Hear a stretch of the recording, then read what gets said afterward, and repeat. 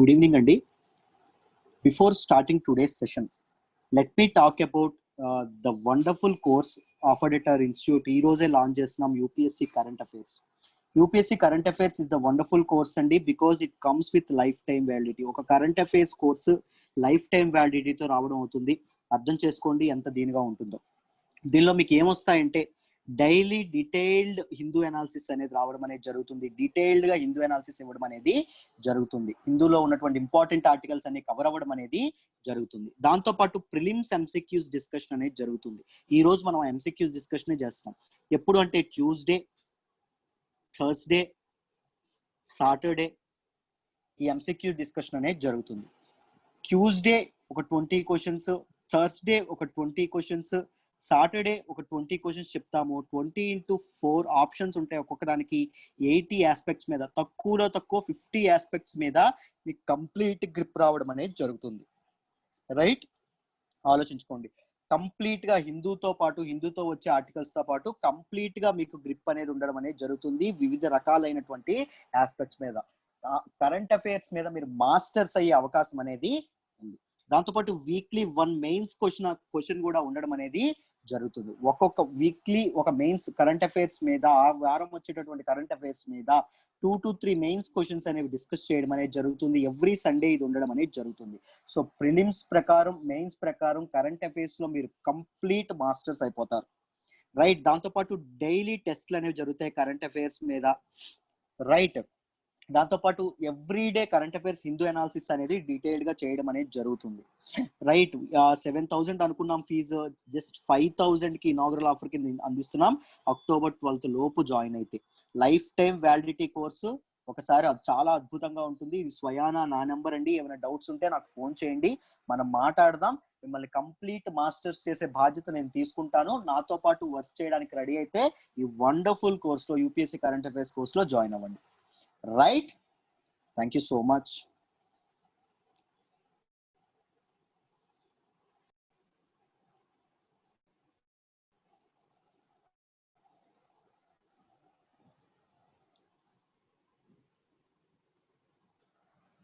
Let's look at the first question అండి.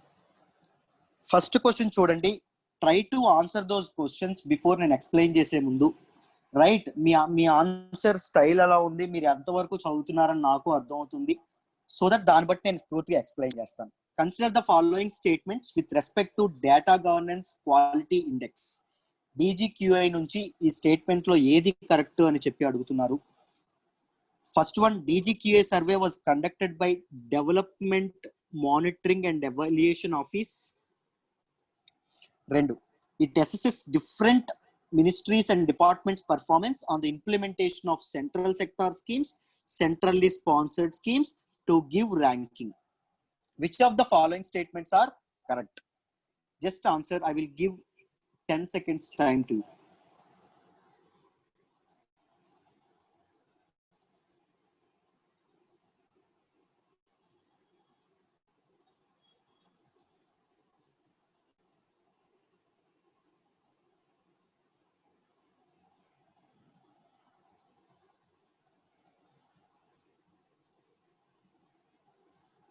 Surekha, both. Lakshmi, second option, 2 only. Both, sir. Both.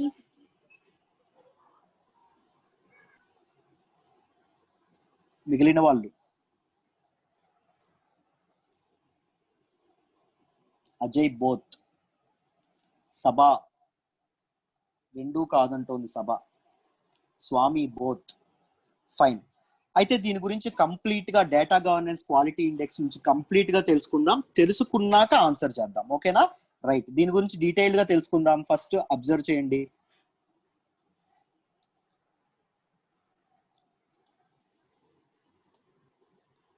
Data governance quality index అమ్మ, ఓకేనా? Index అంటే ఏంటి? సూచి అని అర్థం. ఏదైనా చూపించేదాన్ని ఇండెక్స్ అంటాం, ఏదైనా ఇండికేట్ చేసేదాన్ని ఇండెక్స్ అంటాం. దేన్ని చూపిస్తుందంట? ఇది దేన్ని చూపిస్తుంది అంటే డిఫరెంట్ మినిస్ట్రీస్ కానీ, డిఫరెంట్ డిపార్ట్మెంట్స్ కానీ, వేరియస్ డిపార్ట్మెంట్స్ ఏవైతే ఉంటాయో వేరియస్ డిపార్ట్మెంట్స్ యొక్క పెర్ఫార్మెన్స్ ని చూపిస్తుందండి. వేరియస్ డిపార్ట్మెంట్స్ ఆర్ మినిస్ట్రీస్ యొక్క పెర్ఫార్మెన్స్ చూపిస్తుంది. ఏం పెర్ఫార్మెన్స్ సార్? గవర్నమెంట్ అనేది ఎందుకు ఉంది, గవర్నెన్స్ అనేది ఎందుకు చేస్తారు? అసలు ప్రజలకి సంక్షేమం అనేది అందడం కోసం, ప్రజల యొక్క హక్కులను కాపాడడం కోసం ఎవరు ఏం చేస్తారు? గవర్నమెంట్ పనిచేయడం అనేది జరుగుతుంది. రైట్స్ ని కాపాడుకోవడం. సో వెల్ఫేర్ స్కీమ్స్ ఏవైతే ఉంటాయో, స్కీమ్స్ ద్వారా, I mean schemes are of 2 types. నేను ఆల్రెడీ చెప్పాను, central sector schemes, centrally sponsored schemes.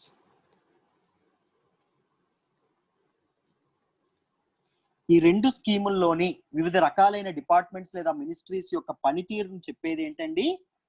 DGQA, data governance quality index. Central sector scheme అంటే ఏంటి సార్? చాలా సార్లు డిస్కస్ చేసాం కరెంట్ అఫైర్స్ లో. అనుదీప్ చెప్పాలి.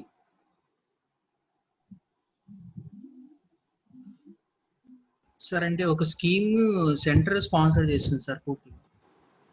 ఎగ్జాక్ట్లీ. 100% ఫండింగ్ అనేది ఏదైతే ఉంటుందో, 100% ఫండింగ్ అనేది యూనియన్ గవర్నమెంట్ ఇస్తే దాన్ని ఏమంటాం? సెంట్రల్ సెక్టార్ స్కీమ్ అంటాం.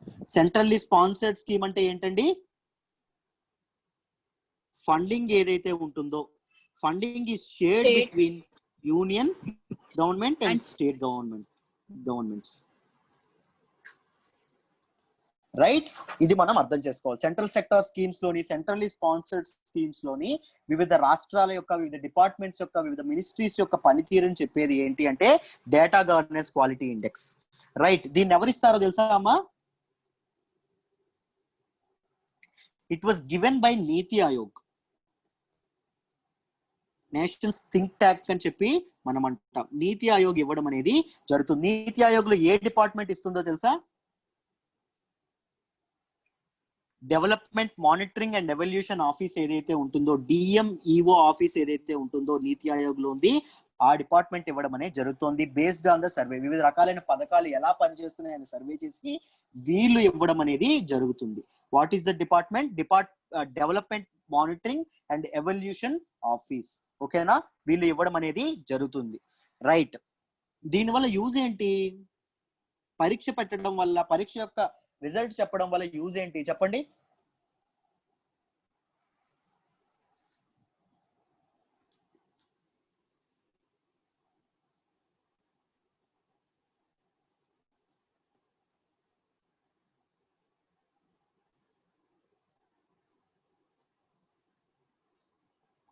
డిఫరెంట్ డిపార్ట్మెంట్స్ మీద కాంపిటీషన్ ఏదైతే ఉంటుందో, హెల్తీ కాంపిటీషన్ ఏదైతే ఉంటుందో దాన్ని స్పర్ చేయడానికి, దాన్ని ఎంకరేజ్ చేయడానికి ఇది ఉపయోగపడడం అనేది జరుగుతుంది. రైట్, దాంతో పాటు ఏంటి, ఏదైనా రైట్ చేసినటువంటి డిపార్ట్మెంట్ ఉందనుకోండి, బాగా పెర్ఫార్మ్ చేస్తున్నటువంటి డిపార్ట్మెంట్ ఉందనుకోండి, దాని నుంచి ఎవరు నేర్చుకోవచ్చు? మిగిలిన వాళ్ళు నేర్చుకోవచ్చు. సో పియర్ లెర్నింగ్ ఏదైతే ఉంటుందో దాన్ని కూడా ప్రమోట్ చేసే అవకాశం అనేది ఉంటుంది. రైట్, అది దీని ద్వారా use. Data governance quality index తాలూకా మిగిలిన అర్థమైందా? దీని మేజర్ థీమ్స్ అనేవి 6 ఉన్నాయండి. 6 థీమ్స్ మీద పనిచేయడం అనేది జరుగుతుంది. ఆ 6 థీమ్స్ ఏంటో తెలుసా అమ్మా? ఫస్ట్ది డేటా జనరేషన్. మొదటిది డేటా జనరేట్ చేయాలి. డేటా క్వాలిటీ, క్వాలిఫైడ్ డేటా అనేది జనరేట్ చేయాలి. డేటా జనరేషన్ లో యూజ్ ఆఫ్ టెక్నాలజీని వాడాలి. దాంతోపాటు డేటాని డీటెయిల్డ్ గా ఎనాలిసిస్ చేయాలి, డేటా ఎనాలిసిస్. దాంతోపాటు డేటా సెక్యూరిటీ. రైట్, దాంతోపాటు యూజ్ ఆఫ్ డిసెమినేషన్. వచ్చిన డేటాని నిర్భయంగా బహిర్గత పరచాలి, పబ్లిష్ చేయాలి. These are the main themes of DGQA. ఓకేనా? వీటి మీద పనిచేయడం అనేది జరుగుతుంది. ఈ 6 థీమ్స్ మీద పనిచేయడం అనేది జరుగుతుంది. ప్రిలిమ్స్ లెవెల్లో ఇంపార్టెంట్ అండి. మీకు నిన్నటి పేపర్ చూస్తే నిజంగా రక్త కన్నీరు వస్తుంది, అంత దారుణంగా అడిగారు. సో ప్రతి పాయింట్ డీటెయిల్డ్ గా తెలుసుకోండి, ప్రతి పాయింట్ కంప్లీట్ గా నేర్చుకోండి, చాలా లోతుగా తెలుసుకోవడం అనేది ఇది చేయండి అమ్మా. ఓకేనా? DGQA అనేది వేరియస్ డిపార్ట్మెంట్స్ యొక్క పెర్ఫార్మెన్స్ ని అసెస్ చేసి వాటికి ఒక ర్యాంకింగ్స్ అనేది ఇవ్వడం జరుగుతుంది on the basis of central sector schemes, central sponsored schemes మీద వాటి తాలూకా పెర్ఫార్మెన్స్ గురించి చెప్తుంది. దీన్ని ఎవరు ఇస్తారు అంటే నీతి ఆయోగ్ ఇవ్వడం అనేది జరుగుతుంది. నీతి ఆయోగ్ లో ఏ డిపార్ట్మెంట్ ఇస్తుంది సార్ అంటే development monitoring and evolution office ఏదైతే ఉంటుందో అది ఇవ్వడం అనేది జరుగుతుంది. నీట్ గా నోట్స్ రాసుకోండి. ఇది ఇది దీని ఎందుకు ఉపయోగపడుతుంది అంటే డిఫరెంట్ డిపార్ట్మెంట్స్ మధ్య కాంపిటీషన్ ఇంప్రూవ్ చేయడానికి, దాంతోపాటు ఒకరి నుంచి ఇంకొకరు నేర్చుకోవడానికి ఉపయోగపడడం అనేది జరుగుతుంది. దీనికి ఎన్ని థీమ్స్ ఉన్నాయి? మొత్తం 6 థీమ్స్ ఉండడం అనేది జరిగింది. రైట్, ఇప్పుడు క్వశ్చన్ లోకి వెళ్దాం, క్వశ్చన్ ఆన్సర్ చేద్దాం. చూడండి, DCQA survey was conducted by Development Monitoring and Evaluation Office of Niti Aayog. Right or wrong?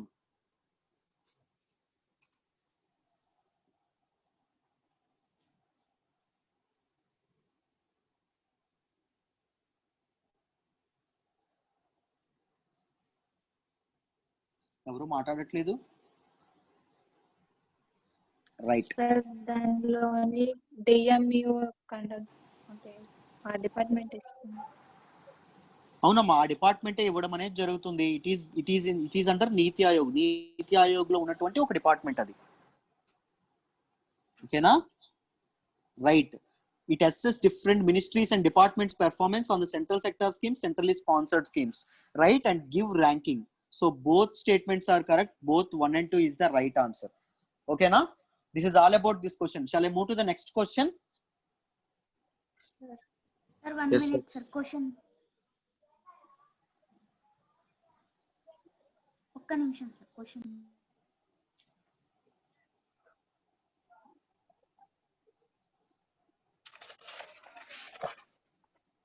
Usha, recorded session లో చూడండి అమ్మా. ఓకేనా? Okay sir. Okay, next question చూడండి. Consider the following statements with respect to Atal tunnel. దేశానికే గర్వకారణమైనటువంటి tunnel అనేది మొన్న prime minister Narendra Modi launch చేయడం అనేది జరిగింది. దీని గురించి మీరు న్యూస్ లో డీటెయిల్డ్ గా చదివే ఉంటారు. ఆన్సర్ చేయాలి క్వశ్చన్ కి. అటల్ టన్నల్ ఫస్ట్ ఆప్షన్ చూడండి. Atal tunnel connects Solang valley near Manali to sis in Lahaul and Spiti valley, Spiti district in Himachal Pradesh. It constructed under Pirpanjal range. Which of the following statements are correct? Both 1 and 2.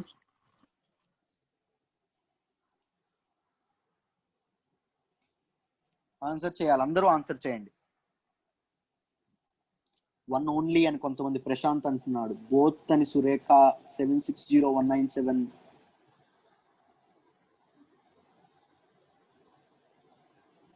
Usha both. Right. Anudeep C both 1 and 2. ఓకేనా? First ముందు question దీని గురించి Atal tunnel గురించి detail గా discuss చేద్దాం. Notes రాసుకోండి అమ్మా, ప్రతి ఒక్కరు నోట్స్ రాసుకోవాలి.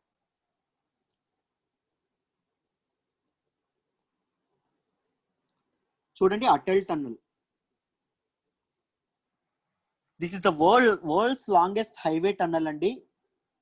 World's longest highway tunnel above 3000 metre sea level. 3000 metre sea level కంటే ఎక్కువ పైన ఉన్నటువంటి ఏవైతే హైవేస్ ఉంటాయో, నేషనల్ హైవేస్ ఉంటాయో, హైవేస్ అన్నింటికంటే దిస్ ఇస్ ద లాంగెస్ట్ అంట. ఇది ఎక్కడుంది సార్ అంటే హిమాచల్ ప్రదేశ్ లోని రోహతాంగ్ లో ఉండడం అనేది జరిగింది. రోహతాంగ్ ఏ రేంజ్ లో ఉంటుందో తెలుసా? పిర్పంజల్ రేంజ్ ఆఫ్ హిమాలయాస్ దీనిలో ఉండడం అనేది జరిగింది. రైట్. ఇది ఎక్కడి నుంచి ఎక్కడి వరకు ఉంది సార్? ఎవరైనా వెళ్ళారా సొలాంగ్ వ్యాలీకి మనాలిలో?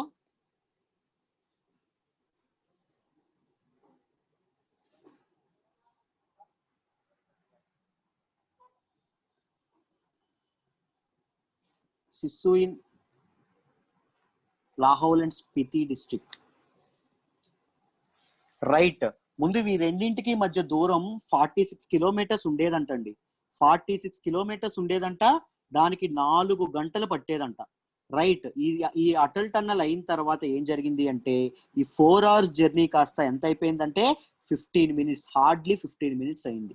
ఈ 46 కిలోమీటర్స్ ద్వారా మొత్తం ఎంత అయింది అంటే 9 kilometers అవిపోవడం అనేది జరిగింది. అంత తగ్గిపోవడం అనేది జరిగింది. This is the world's best. మన ఇండియాలోనే స్ట్రాటజికల్ గా కూడా ఇంపార్టెన్స్ ఉన్నటువంటి వండర్ఫుల్ టన్నల్ అండి. దీని తాలూకా సిగ్నిఫికెన్స్ గురించి చూద్దాం. చూడండి, ఫస్ట్ పాయింట్ వచ్చేసి it is all weather connectivity ఉన్నటువంటి, ఏ సీజన్ లో అయినా చక్కగా ట్రాన్స్పోర్ట్ కి వీలున్నటువంటి ఒక టన్నల్ అంటండి. ముఖ్యంగా రోహతాంగ్ ఏదైతే ఉంటుందో, రోహతాంగ్ లో శీతాకాలం మంచు కురుస్తా ఉంటుంది, రైట్, ఎప్పుడు మంచు కురుస్తా ఉంటుంది. ఓన్లీ సమ్మర్ లోనే రోహతాంగ్ కి ఎలో చేయడం అనేది జరుగుతుంది. మీరు మనాలికి వెళ్తే అక్కడ మంచు కొండల ప్రాంతం ఓన్లీ రోహతాంగ్ లోనే ఉంటుంది. మనాలిలో మంచు అనేది ఉండదు అసలు, ఓకేనా, ఓన్లీ రోహతాంగ్ లోనే ఉంటుంది. రోహతాంగ్ లో ఏదైతే మంచు ఉంటుందో ఆ ప్రాంతానికి ఓన్లీ సమ్మర్ లోనే ఎలో చేయడం అనేది జరుగుతుంది. బట్ వింటర్ లో కూడా ఈ ప్రాంతంలో అటల్ టన్నెల్ ద్వారా ట్రావెల్ చేయడం అనేది కుదురుతుంది అని చెప్తున్నారు. దాంతో పాటు it is strategically important tunnel అంటండి. ఎందుకంటే డిఫెన్స్, మన ఆర్మ్డ్ ఫోర్సెస్ ఏవైతే ఉన్నాయో అవి ఈజీగా ఒక దగ్గర నుంచి ఇంకొక దగ్గరికి మూవ్ అవ్వడానికి చాలా ఈజీగా యాక్సెస్ అనేది ఉంటుంది అని చెప్తున్నారు. దాంతో పాటు థర్డ్ వన్ ఏంటంటే బేసిక్ ఫెసిలిటీస్ ఏవైతే ఉన్నాయో, ఆర్మ్డ్ ఫోర్సెస్ కావాల్సిన ఫుడ్, వాటర్, లేకపోతే అక్కడ దగ్గరలో ఉన్నటువంటి ప్రజలు ఎవరైతే ఉన్నారో వాళ్ళకి కావాల్సిన బేసిక్ ఫెసిలిటీస్ కరెక్ట్ గా అందుతాయి. దాంతో పాటు అక్కడ ఉన్నటువంటి రైతులు కానీ ఎవరైతే ఫార్మర్స్ ఉంటారో వాళ్ళ పంటల్ని వాళ్ళు చక్కగా అమ్ముకోవడానికి, ఎందుకంటే యాక్సెసిబిలిటీ అనేది వచ్చింది కదండి, ట్రాన్స్పోర్ట్ అనేది మెరుగైంది కదా, సో వాళ్ళ పంటలు అనేవి ఎప్పుడైతే వాళ్ళు చక్కగా అమ్ముకోవడానికి, వాళ్ళ ప్రొడక్ట్స్ అనేవి అమ్ముకోవడానికి వీలుంటుంది అని చెప్తున్నారు. దాంతో పాటు టూరిజం కి కూడా చాలా హెల్ప్ చేస్తుంది అని చెప్తున్నారు. This is the significance of Atal tunnel, right, this is the significance of Atal tunnel. ఇప్పుడు క్వశ్చన్ ఆన్సర్ చేసే ప్రయత్నం చేద్దాం. చూడండి, consider the following statements with respect to Atal tunnel. Atal tunnel connects Solang valley near Manali to Sissu in Lahaul and Spiti district. కరెక్టా? Correct. It is constructed under Pir Panjal range. ఎందుకు రోహతాంగ్ అనేది ఏ range లో ఉందని చెప్పాను?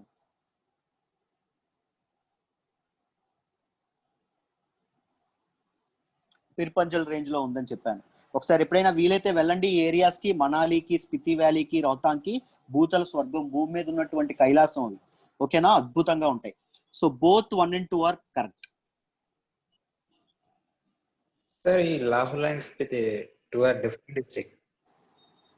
వాట్?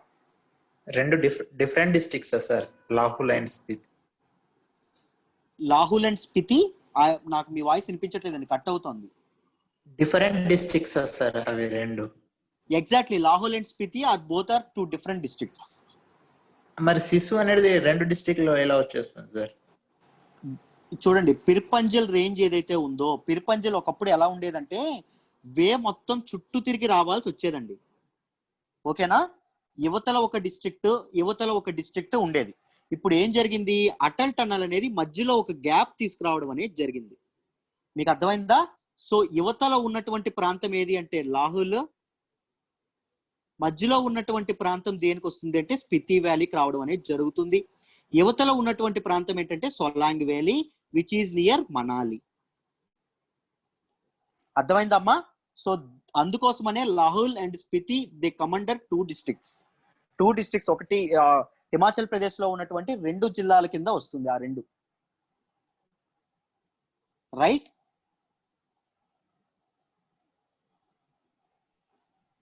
అంటే సిసు అనేది లాహుల్ డిస్ట్రిక్ట్ లో ఉందా, స్పితి డిస్ట్రిక్ట్ లో ఉంది సార్? అది నా డౌట్.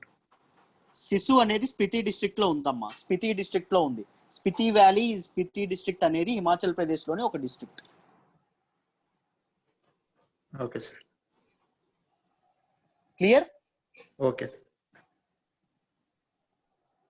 నెక్స్ట్ దానికి నేను move అవ్వచ్చా?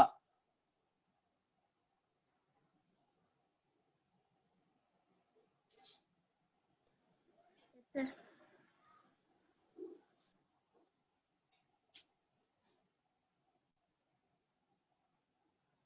I just confirmed it. Actual గా ఏం జరిగిందంటే లాహుల్ అండ్ స్పితి ముందు ఏదైతే జమ్మూ అండ్ కాశ్మీర్ స్టేట్ ఏదైతే ఉండేదో, జమ్మూ అండ్ కాశ్మీర్ స్టేట్ లో ఉండేటప్పుడు ఈ 2 డిఫరెంట్ గా ఉండేవంట. Jammu and Kashmir state rearrangement ఎప్పుడైతే జరిగిందో, ప్రావిన్సెస్ ఏవైతే రీఅరేంజ్మెంట్ జరిగినాయో, ఓకేనా, కాన్స్టిట్యుయెన్సీస్ ఏవైతే రీఅరేంజ్మెంట్ చేశారో దానిలో భాగంగా Lahaul and Spiti same district అవ్వడం అనేది జరిగిందంట, రైట్? అదే సార్ అందుకోసం అడిగాను. Yeah, just okay. అండ్ పెట్టి మళ్ళీ రెస్పెక్టివ్ లేడు కదా సార్, అలా అని డౌట్ వచ్చింది. Okay, just now I confirmed it. Actually మీకు తెలిసే అడిగారా సార్? మీకు తెలిసే తెలియలేదు సార్. అడిగానండి. అక్కడ అంటే లాహు ఓకే లేదు సార్. అక్కడ లాహుల్ అండ్ స్పీతి అంటే అండ్ పెట్టాడు కదా, ఓకే ఓకే అట్లాని అండ్ పెడితే రెండు వేరు వేరు డిస్ట్రిక్ట్లు కావాలి. ఒకే ఈ శిశు అనేది రెండు వేరు వేరు డిస్ట్రిక్ట్ లో యాక్చువల్లీ రాదు కదా అడ్మినిస్ట్రేషన్ ఇప్పుడే ఇప్పుడే నేను చూసాను, లాహుల్ అండ్ స్పితి జమ్మూ అండ్ కాశ్మీర్ ముందు సెపరేట్ గా ఉండేవంట, జమ్మూ అండ్ కాశ్మీర్ రీఅరేంజ్మెంట్ తర్వాత సేమ్ అయ్యాయని చెప్పి ఇప్పుడే చూసాను. Right, clear? Okay sir. Okay sir. ఎందుకంటే ఒక విలేజ్ అనేది రెండు డిస్ట్రిక్ట్ లో ఎప్పుడు ఫాల్ కదా సార్, అట్లాంటి డౌట్ వచ్చింది. No actually why it is done is ఒక పిర్పంజల్ రేంజ్ లోంచి మధ్యలో ఒక టన్నల్ తీసుకురావడం వల్ల సో ఒక ఇదనేది ఆ 2 డిస్ట్రిక్ట్స్ అనేవి కంబైన్ అవ్వడం అనేది జరిగింది. మీకు నేను ఇందాక చెప్పిన పాయింట్ అర్థమైందా? ఓకే సార్, అర్థమైంది సార్, నాకు క్లియర్ సార్. ఇప్పుడు అది ఒకటే డిస్ట్రిక్ట్ కదా sir, Spiti and Lahaul. Now this is one district, ఇప్పుడు ఒక district. Okay sir. Bilateral naval exercise Bongo Sagar takes place between India and which country?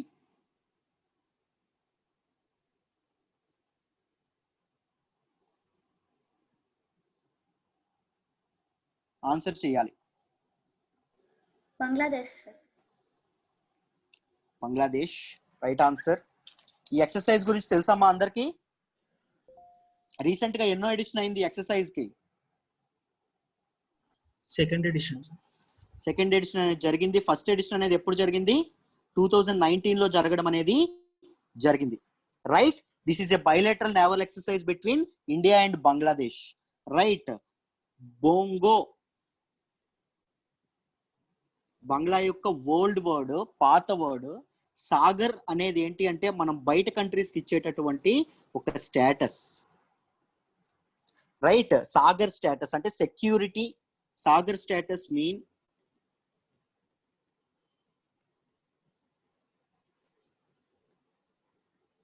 security and growth for all in the region. మన Indian navy మిగిలిన వాటికి ఎవరైతే maritime ఇది ఉంటుందో, relations ఉంటాయో వాళ్ళకి నేవల్ ఎక్సర్సైజ్ ఎవరైతే రిలేషన్స్ ఉంటాయో వాళ్ళకి స్టేటస్ ఇవ్వడం అనేది జరుగుతుంది. సో బైలేటరల్ నేవల్ ఎక్సర్సైజ్ దీన్ని బొంగో సాగర్ అనేది ఎవరికి ఇచ్చింది? బంగ్లాదేశ్ తో ఇది ఉండడం అనేది, రిలేషన్ ఉండడం అనేది జరిగిందండి. This is the second edition అనేది జరుగుతుంది. ఇది రీసెంట్ గా మొన్న ఎక్కడ ఇదైంది అంటే నార్థన్ బే ఆఫ్ బెంగాల్ ఏదైతే ఉందో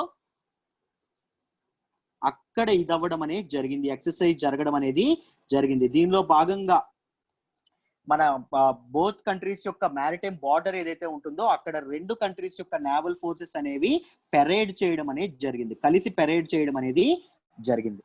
right, what is it's aim?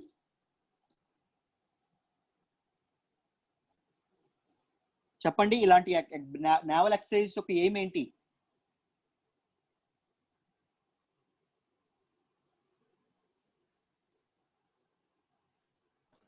అంటే కలిసికట్టుగా ఉన్నామని చెప్పడానికి. Joint operational skills. మీరు బయటికి మాట్లాడుతూ ఉండాలండి. మీరు ఏం టైప్ చేస్తున్నారో నాకు ఇక్కడ కనిపించట్లేదు, అందుకోసమని. జాయింట్ ఆపరేషనల్ స్కిల్స్ ఏవైతే ఉంటాయో వాటిని స్ట్రెంథెన్ చేయడానికి, దాంతోపాటు మెయిన్ ఆపరేషన్స్ ఏవైతే ఉంటాయో దాంతోపాటు టెక్నాలజీ షేరింగ్ ఏదైతే ఉంటుందో, defence technology sharing, maritime technology sharing, వీటిలో కూడా కోఆపరేటివ్ గా వర్క్ చేసేందుకు ఇదవ్వడం అనేది జరిగింది. Right, close and long standing India Bangladesh relations ని ఇది చేయడానికి కూడా ఈ ఎక్సర్సైజ్ అనేది ఉపయోగపడుతుంది. రెండు కంట్రీస్ యొక్క మెయిన్ ఇష్యూ చెప్పండి, ఈ మధ్య తలెత్తినటువంటి ఇష్యూ. రెండు కంట్రీస్ ఈ మధ్య బాగా దూరం అవ్వడానికి ఒక కారణం చెప్పాలి. Citizenship amendment. Exactly, citizenship amendment act వల్ల ఇండియా అండ్ బంగ్లాదేశ్ రెండు దూరం అయ్యాయి. So on the Wake of these conflicts, these rifts, ఈ టైంలో ఇలాంటి బైలేటరల్ నేవల్ ఎక్సర్సైజ్ ఒకటి రావడం వల్ల రెండు కంట్రీస్ యొక్క కల్చరల్ అండ్ హిస్టారికల్ బాండ్ ఏదైతే ఉంటుందో అది మళ్ళీ స్ట్రెంథన్ అవుతుంది అని చెప్పడం అనేది జరుగుతుంది. రెండు కంట్రీస్ కి కామన్ విజన్ ఏంటమ్మా? డెమోక్రసీని ప్రివైల్ చేయడం. డెమోక్రటిక్ విజన్ అనేది రెండు కంట్రీస్, డెమోక్రటిక్ విజన్ తో రెండు కంట్రీస్ ముందుకు వెళ్ళడం అనేది జరుగుతున్నాయి. దాంతోపాటు close cultural and historical bonds అనేవి రెండు కంట్రీస్ కి ఉండడం అనేది జరిగింది. రైట్, చెప్పండి, బోంగో సాగర్ ఎక్సర్సైజ్ అనేది బంగ్లాదేశ్ తో ఇండియా అనేది చేసుకుంటుంది. ఓకేనా? Clear? Yes sir. Which is చెప్పండి అమ్మా. సో రెండు దేశాల మధ్య ఇష్యూ ఏమన్నారు సార్? సిఏఏ అంటే సిటిజన్షిప్. సిటిజన్షిప్ అమెండ్మెంట్ యాక్ట్ అమ్మా. Okay sir, thank you sir. Yeah, చెప్పండి. Which of the following is known as the period of decreased solar activity?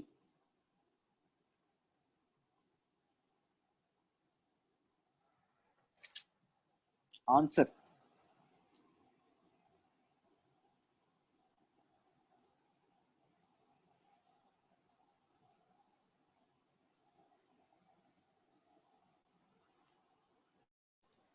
ఏనే sir option?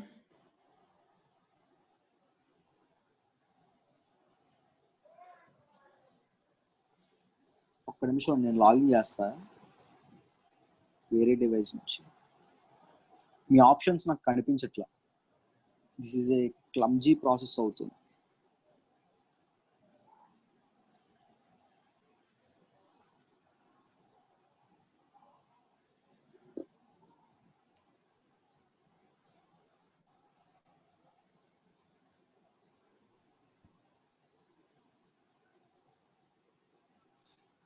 Option A right.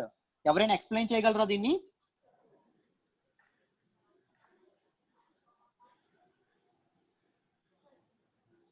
Anyone?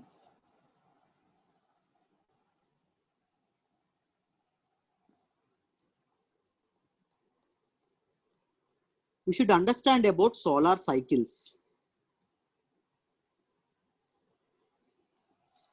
Right. Sun అనేది ఏదైతే ఉంటుందో ఇది Monday అగ్నిగోళం అండి. Charged gases ఏవైతే ఉంటాయో అవి దీని నుంచి వస్తా ఉంటాయి, వెదజల్లుతా ఉంటాయి. ఎప్పుడైనా ఒక మెటీరియల్ చుట్టూ చార్జ్ ఉందంటే ఏం ఫామ్ అవుతుంది? మ్యాగ్నెటిక్ ఫీల్డ్ ఫామ్ అవుతుంది. ఈ మ్యాగ్నెటిక్ ఫీల్డ్ యాక్టివిటీ ఏదైతే ఉంటుందో, మ్యాగ్నెటిక్ ఫీల్డ్ యాక్టివిటీ వల్ల సన్స్ యాక్టివిటీ అనేది కూడా ఆధారపడి ఉంటుంది. రైట్. ఎప్పుడైతే చార్జ్డ్ గ్యాసెస్ అనేవి మూవ్ అవుతా ఉంటాయో, ఒకవైపు నుంచి ఒకటి షిఫ్ట్ అవుతా ఉంటాయో, ఒకవైపు నుంచి ఒకటి ప్లంజ్ అవుతా ఉంటాయో, సో మ్యాగ్నెటిక్ ఫీల్డ్ అనేది ఫామ్ అవుతుంది. మ్యాగ్నెటిక్ ఫీల్డ్ కారణంగా సోలార్ యాక్టివిటీ అనేది ఫామ్ అవుతుంది. Based on the solar activity sun యొక్క దీన్ని ఒక సైకిల్ లా ఇదవ్వడం అనేది జరిగింది. Sun undergoes one cycle, some cycles అని చెప్పడం అనేది జరిగింది. ఈ సైకిల్ ఎంతకాలం ఉంటుంది అంటే 11 ఏళ్ళు ఉంటుందంటండి సుమారుగా. మినిమం సోలార్ యాక్టివిటీతో స్టార్ట్ అవుతుంది. అసలు సోలార్ యాక్టివిటీ చాలా తక్కువగా ఉంటుంది. దీని నుంచి మెల్లగా సన్ మాక్సిమం సోలార్ యాక్టివిటీకి వెళ్తుంది. దీని నుంచి మళ్ళీ తిరిగి ఎక్కడికి వస్తుంది? మినిమం సోలార్ యాక్టివిటీకి వస్తుందంట. మినిమం సోలార్ యాక్టివిటీని ఎలా గుర్తిస్తారంటే సైంటిస్టులు తక్కువ స్పాట్స్ అనేవి ఉంటాయి. మాక్సిమం సోలార్ యాక్టివిటీలో ఎక్కువ స్పాట్స్ అనేవి ఉంటాయి. రైట్. వీటిని సన్ స్పాట్స్ అంటారండి.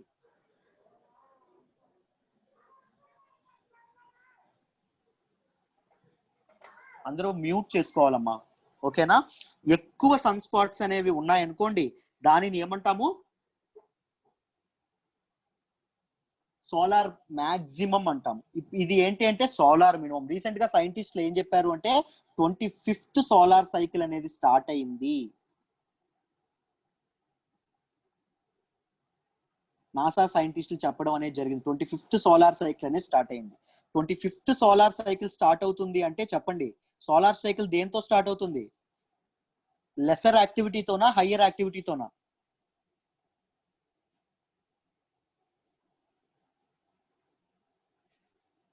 లెసర్ యాక్టివిటీతో స్టార్ట్ అవ్వడం అనేది జరుగుతుంది.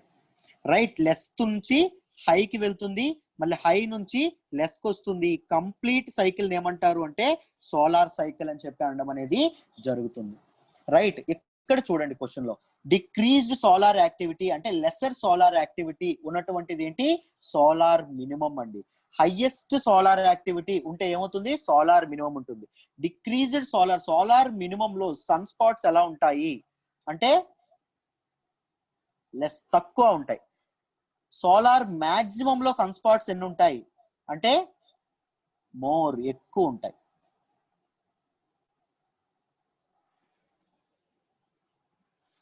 రైట్. రీసెంట్ గా న్యూస్ లోకి వచ్చింది, కరెంట్ అఫైర్స్ లో న్యూస్ లోకి వచ్చినటువంటి సైన్స్ అండ్ టెక్నాలజీ తప్పకుండా చదువుకోవాలి. నేను set A and set B నిన్న పేపర్స్ చూశాను. రెండిట్లోని హైయెస్ట్ వెయిటేజ్ దేనికి ఇచ్చాడో తెలుసా? అఫ్ కోర్స్ కరెంట్ అఫైర్స్ కి ఇస్తాడు, అందరికీ తెలుసు. సైన్స్ అండ్ టెక్నాలజీకి ఇవ్వడం అనేది జరిగింది. భయంకరంగా అడగడం అనేది జరిగింది, నానో టెక్నాలజీ మీద, వీటి మీద, వాటి మీద క్వశ్చన్స్. రైట్. సో జాగ్రత్తగా చదువుకోవాలి, దీనిగా చదువుకోవాలి వీటన్నింటిని. రైట్. పర్ఫెక్ట్. ఐ హోప్ ఈ క్వశ్చన్ మీకు డీటెయిల్ గా అర్థమైంది అనుకుంటున్నాను. Let me move to the next question. Next question వచ్చేసి, consider the following statements.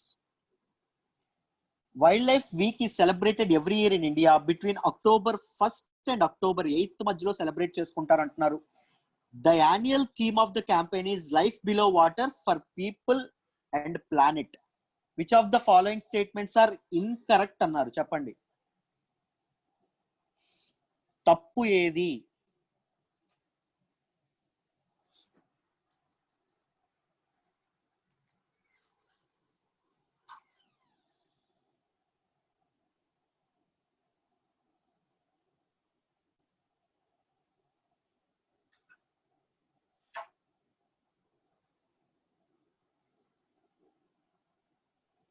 Option B అంటున్నారా? రెండో తప్పు అంటున్నారా?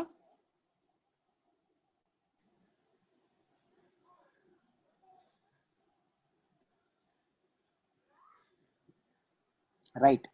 ఫస్ట్ వైల్డ్ లైఫ్ వీక్ అంటే ఏంటో చూద్దాం, జాగ్రత్తగా చూడండి.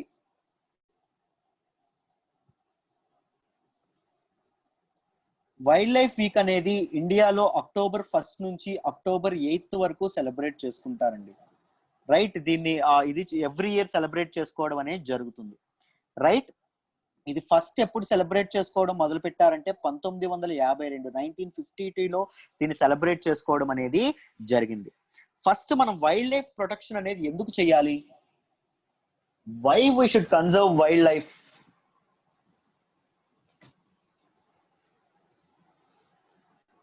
Speak. To protect wild animals. అంతరించిపోతున్న జాతులను కాపాడడానికి సార్. ఎందుకు కాపాడాలి? బయోడైవర్సిటీ దెబ్బతింటుంది కదా సార్. బయోడైవర్సిటీ అంటే ఏంటి? చుట్టూ ఉన్న పరిసరాలు, అడవులు, జీవజాతులు, జీవ జంతువులు. ఓకే. అవి లేకపోతే ఏమవుతుందమ్మా? మనం కూడా అంతరించిపోతాం. మనం ఉండం సార్ ఎకలాజికల్ సైకిల్ అనేది డ్యామేజ్ అవుతుంది సార్. ఎగ్జాక్ట్లీ. ఫుడ్ చైన్ అనేది డ్యామేజ్ అవుతుంది, ఎకలాజికల్ సైకిల్ అనేది డ్యామేజ్ అవుతుంది. Very good. Ecological cycle, ecological balance అనేది డ్యామేజ్ అవుతుంది. ఫుడ్ సైకిల్ అనేది ముఖ్యంగా బ్యాలెన్స్ అవుతుంది. ఫుడ్ సైకిల్ అనేది బ్యాలెన్స్ అవ్వలేదు అనుకోండి, మనిషి మనుగడకి, మనిషి అస్తిత్వానికే ఒక క్వశ్చన్ మార్క్ అనేది ఏర్పడుతుంది. రైట్. డిపిఎస్పిస్ గురించి తెలుసా? చదువుకున్నారా పాలిటీలో? Directive principles of state policy, ఆదేశిక నియమాలు అంటాం. రైట్. డిపిఎస్పిస్ లో ఆర్టికల్ 48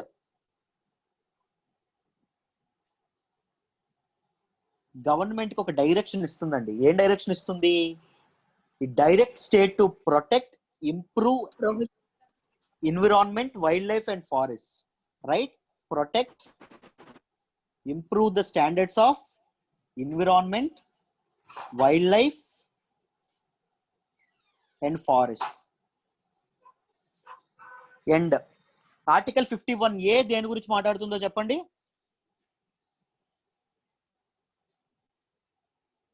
సురేష్ సార్ చెప్పలేదా పాలిటీలో? Sir fundamental duties sir. Fundamental duties, ప్రాథమిక విధుల గురించి మాట్లాడడం అనేది జరుగుతుంది. సిటిజన్స్ ఆఫ్ ఇండియాకి కొన్ని డైరెక్షన్స్ అనేవి ఇవ్వడం అనేది జరిగింది. మన వాళ్ళు ఏమిచ్చారండి, ఏం చెప్పారు దీనిలో? ఏం చెప్పారు అంటే ఒకటి చెప్తారు, protect, every citizen should protect, improve natural environment అని చెప్పడం అనేది జరిగింది. ప్రతి ఒక్క ప్రకృతిని కాపాడడం అనేది, ప్రకృతిని కన్జర్వ్ చేయడం అనేది ప్రతి ఒక్క భారతీయ పౌరుడి హక్కు అని చెప్పి ఫండమెంటల్ డ్యూటీ, ప్రతి ఒక్క భారతీయుడి యొక్క బాధ్యత అని చెప్పి ఫండమెంటల్ డ్యూటీస్ లో చెప్పడం అనేది జరిగింది. Right. These are the acts related to, these are the constitutional provisions related to conservation of environment అండి. రైట్, దీని ప్రకారంగా మనం వైల్డ్ లైఫ్ ప్రొటెక్షన్ యాక్ట్ గురించి తెలుసుకోవాలి. ప్లెడ్జ్ లో కూడా చెప్తారు సార్, జంతువుల్ని దయతో చూడాలి అని. ఎగ్జాక్ట్లీ, జంతువుల్ని దయతో చూడాలి అని చెప్పి చెప్తారు. Right, wild life protection act అనేది దేని గురించి మాట్లాడుతుంది అంటే it protection of animals, birds and plant species గురించి మాట్లాడుతుంది.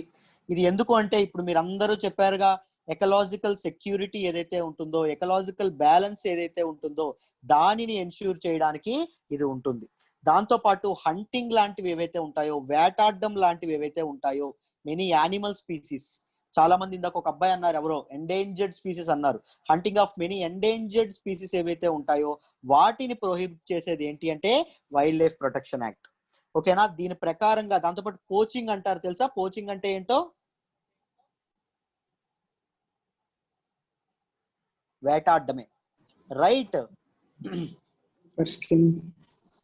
దాంతో పాటు దీని ప్రకారంగా వచ్చిన 2 అథారిటీస్ ఏంటి అని చెప్పి ఒకసారి యూపీఎస్సీలో అడిగారు.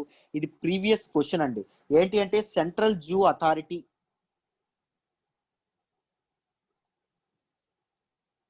National tiger conservation authority.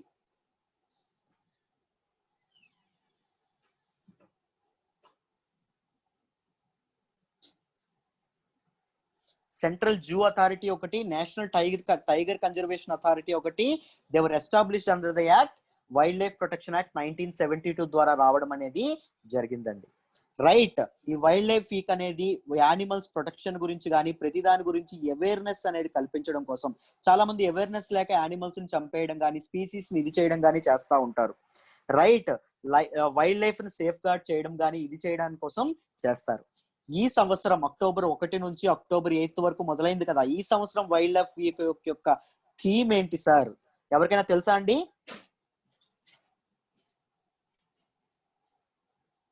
Sir, promote the preservation of fauna. Exactly. Fauna అంటే ఏంటో తెలుసా? యానిమల్స్ లైఫ్ ఏదైతే ఉంటుందో దాన్ని ఫానా అంటాం. ఫ్లోరా అంటే ప్లాంట్ లైఫ్ ని ఫ్లోరా అంటాం. యానిమల్స్ ఏవైతే ఉంటాయో వాటిని ప్రిజర్వ్ చేయాలి, వాటి తాలూకా ఏవైతే వాటిని కన్జర్వ్ చేసే మెథడ్స్ ఏవైతే ఉంటాయో వాటిని ప్రమోట్ చేయాలి. రైట్, ఈ వచ్చినటువంటి థీమ్. ఇప్పుడు క్వశ్చన్ ఆన్సర్ చేయడానికి చూద్దాం. Wild life week is celebrated every year in India between October 1st and October 8th. ఇది కరెక్టా తప్పా? Correct. The annual theme of the campaign is life below water for people and planet. ఇది wrong అండి. దీని position లో ఏముండాలి? Promote fauna preservation. Promote the preservation of fauna. Right? So 2 only is the correct answer. B is the correct answer. Let us move to the next question. Consider the following pairs. Which pass connects which thing? ఏ ప్రాంతాలను ఏ pass connect చేస్తుందని చెప్పి మనకి జతపరచండి అని చెప్పి, match the following అని చెప్పి అన్నాడండి. So ఈ రెండు కరెక్టా కాదో చూడాలి. Answer quickly.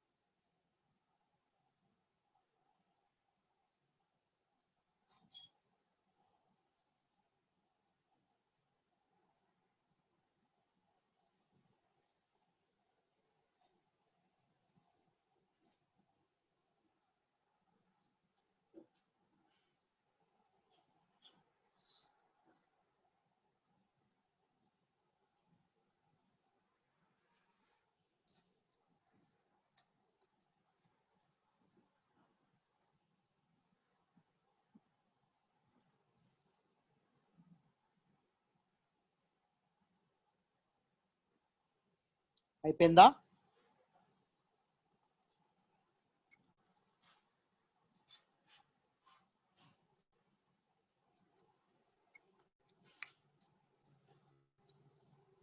ఇక్కడ చూడండి ఏ పాస్ దేనికి కనెక్ట్ చేస్తుంది అని చెప్పి ఇక్కడ ఒక టేబుల్ ఉంది, మీకు డీటెయిల్ గా కనిపిస్తుందని అనుకుంటున్నాను.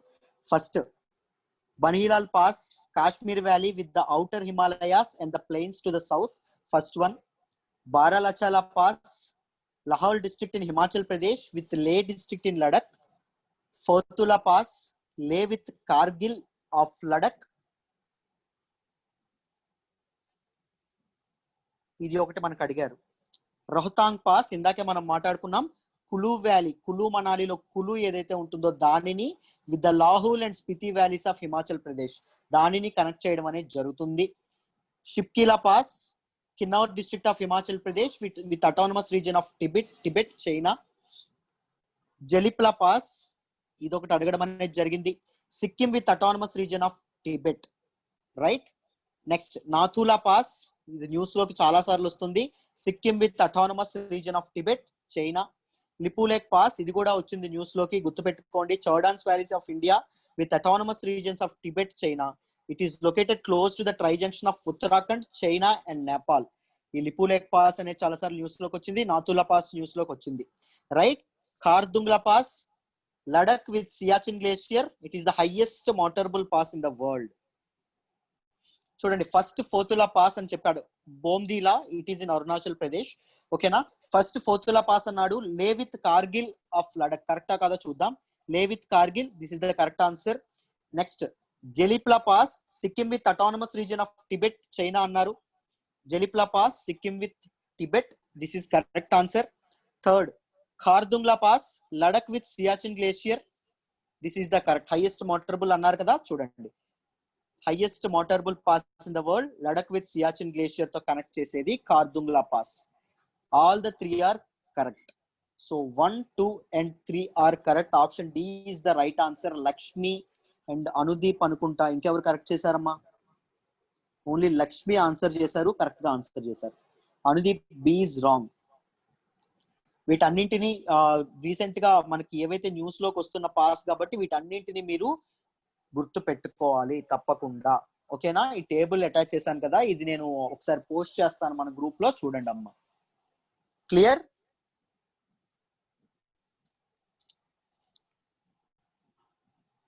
The French overseas territory New Caledonia was recently in news.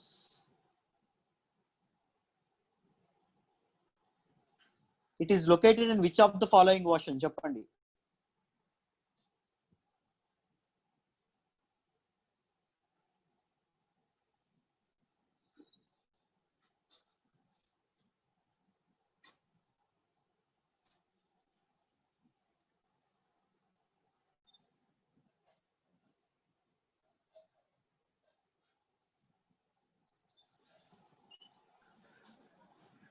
Option C నా sir. Option C wrong amma. Pacific Ocean is the right answer. New Caledonia ఎందుకు వచ్చిందో న్యూస్ లోకి తెలుసా?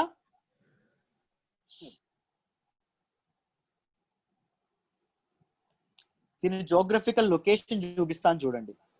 This is New Caledonia. ఆస్ట్రేలియాకి New Zealand కి మధ్యలో ఇది ఏదైతే ఉంటుందో ఐలాండ్ ప్రాంతం, ఇలాంటి వాటిని గ్రూప్ ఆఫ్ ఐలాండ్ ఏమంటారు?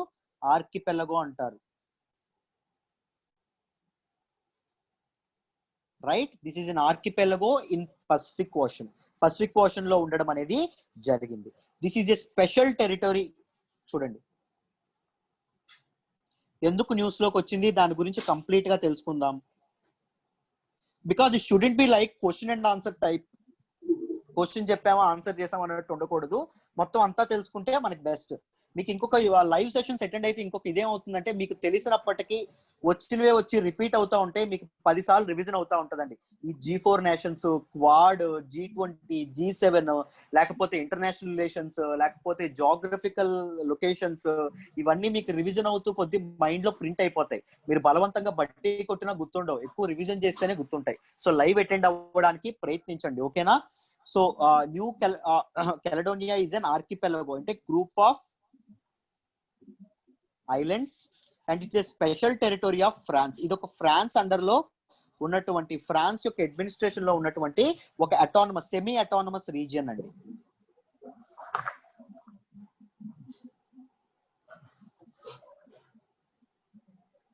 ఇది ఒక ఫ్రాన్స్ యొక్క ఒక కాలనీ అనుకోండి. దీనిని ఎప్పుడు డిస్కవర్ చేశారంటే 1774లో 1774లో డిస్కవర్ చేయడం జరిగింది. తర్వాత 1853లో దీనిని ఫ్రాన్స్ ఆక్రమించుకోవడం అనేది జరిగింది, ఎనెక్స్ చేసుకోవడం అనేది జరిగింది. దాని తర్వాత యూరోప్ సెటిల్మెంట్స్ అనేవి మెల్లగా వచ్చాయి. లోకల్ పీపుల్ తో పాటు యూరోప్ లో నుంచి యూరోపియన్స్ కూడా ఇక్కడ సెటిల్మెంట్స్ అనేవి ఏర్పాటు చేసుకోవడం అనేది చేశారు. రైట్. నెక్స్ట్ ఇది ఎక్కడ ఉంటుంది అంటే సౌత్ వెస్ట్ పెసిఫిక్ ఓషన్ ఏదైతే ఉంటుందో అక్కడ దీని తాలూకా ఇది అనేది ఉంటుంది, జోగ్రఫికల్ లొకేషన్ అనేది ఉంటుంది. సౌత్ వెస్ట్ పసిఫిక్ ఓషన్ లో ఉండడం అనేది జరుగుతుంది. ఈ న్యూ కెలడోనియాలో ఇండిజినస్ పీపుల్ ఎవరైతే ఉంటారో వాళ్ళని కనక్స్ అని చెప్పి అంటామమ్మా. They accounts to 39% of total population of New Caledonia. European నుంచి వచ్చి తరలొచ్చారని చెప్పాను కదా, ఫ్రాన్స్ నుంచి, మిగిలిన యూరోప్ నుంచి వచ్చిన వాళ్ళందరూ 27% ఉంటారు. మిగిలిన పీపుల్ ఎవరు అంటే డిఫరెంట్ ఏరియాస్ నుంచి, డిఫరెంట్ తెగలకి, డిఫరెంట్ ప్రాంతాలకి, డిఫరెంట్ మిక్స్డ్ హెరిటేజ్ కి సంబంధించినటువంటి వాళ్ళు. అయితే ఈ న్యూ కెలడోనియాకి స్వతంత్రం ఇవ్వాలా వద్దా అని చెప్పి ఎప్పటి నుంచో ఇది నడుస్తా ఉంది, ఎప్పటి నుంచో కాన్ఫ్లిక్ట్ నడుస్తా ఉంది న్యూ కెలడోనియాలో.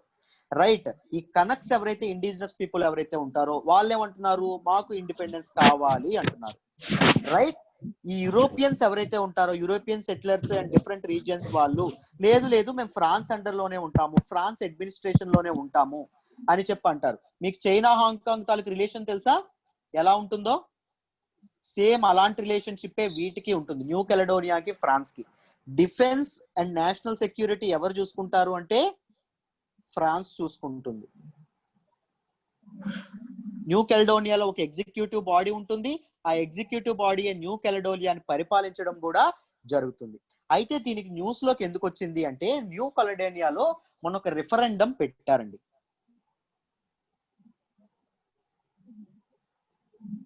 చెప్పండి, referendum is the important characteristic of direct డెమోక్రసీయా, ఇండైరెక్ట్ డెమోక్రసీయా?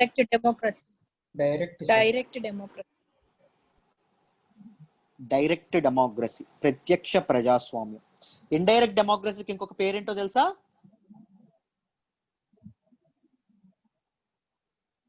Representative democracy.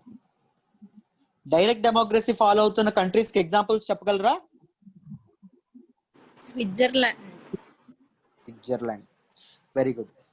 అయితే రిఫరెండం అనేది దేనిలో పెడతారు? రిఫరెండం అంటే అర్థం ఏంటంటే అమ్మా, ఏదైనా నిర్ణయం తీసుకునేటప్పుడు మనకి నిర్ణయాలు ఎలా తీసుకుంటారు, మనం ఎన్నుకున్న నాయకులు ఎవరైతే ఉంటారో, మనకి రిప్రజెంటేటివ్స్ ఎవరైతే ఉంటారో వాళ్ళు పార్లమెంట్ లో ఉంటారు, వాళ్ళు మన తరపున చట్టాలు చేస్తారు. ఈ రిఫరెండం సిస్టమ్ లో ఏమవుతుందంటే ప్రజలకే ఓటింగ్ అనేది పెడతారు, మేము పలానా చట్టం తీసుకురావాలా లేదా అని చెప్పి రిఫరెండం ఇలాగే పెడతారు. రీసెంట్ గా మనకి జమ్మూ అండ్ కాశ్మీర్ లో రిఫరెండం పెట్టమని గొడవ అవుతుంది తెలుసు కదా. రష్యాలో రిఫరెండం అనేది పెట్టడం అనేది జరిగింది రీసెంట్ గా. స్విట్జర్లాండ్ లో కూడా రీసెంట్ గా రిఫరెండం అనేది పెట్టడం జరిగింది. దేని గురించి పెట్టడం జరిగింది చెప్పండి స్విట్జర్లాండ్ లో?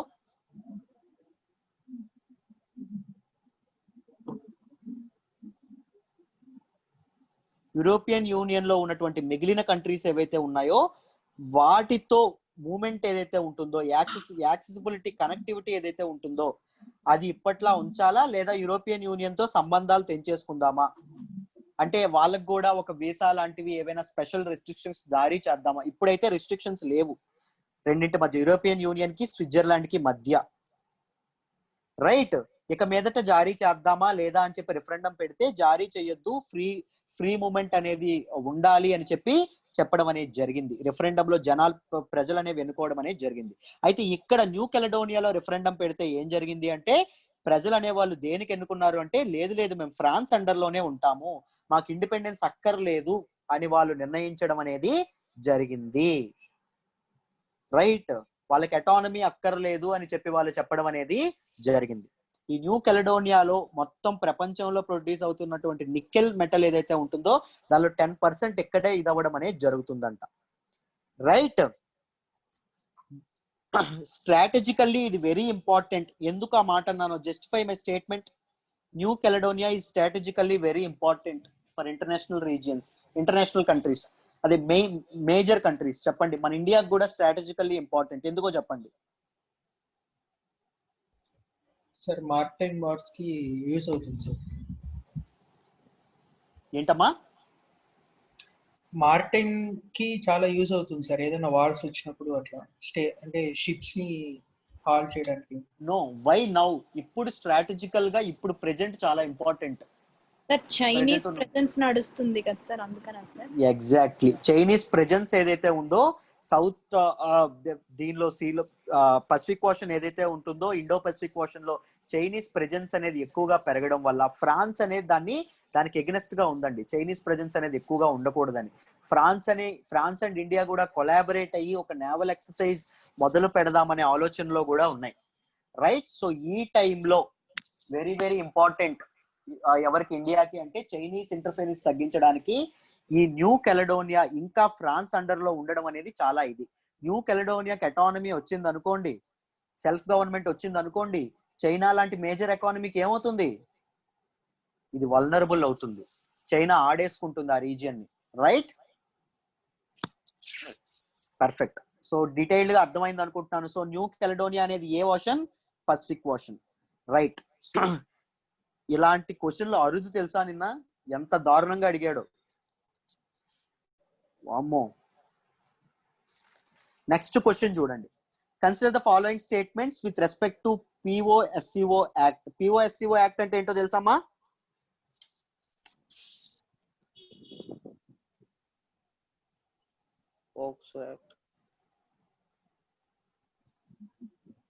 Protection of sex.